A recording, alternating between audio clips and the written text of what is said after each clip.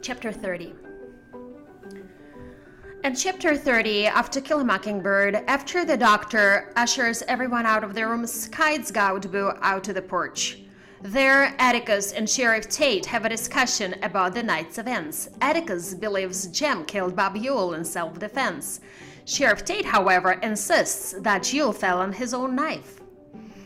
Determined to follow the legal system, Atticus insists that he won't be able to face Jem if he covers up for him.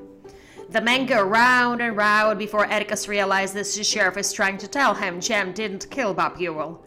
Boo Radley did. Now that they understand each other, Tate makes it clear he stands by his interpretation of the story. As sheriff of Macon County, he informs Atticus his word is final.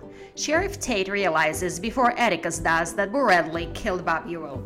The fact that the sheriff has switched the knife in his pocket suggests that he already decided how things must play out, but Atticus, focused on his children's well-being, takes longer to realize Boo Radley saved their lives in more than one way. He not only took them out of the harm's way, but made sure that Bob Ewell's hatred could never be a danger to them again.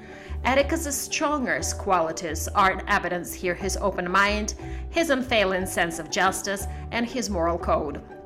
Atticus follows the spirit of the law and stands by the sheriff's account that Ewell's wound is self-inflicted.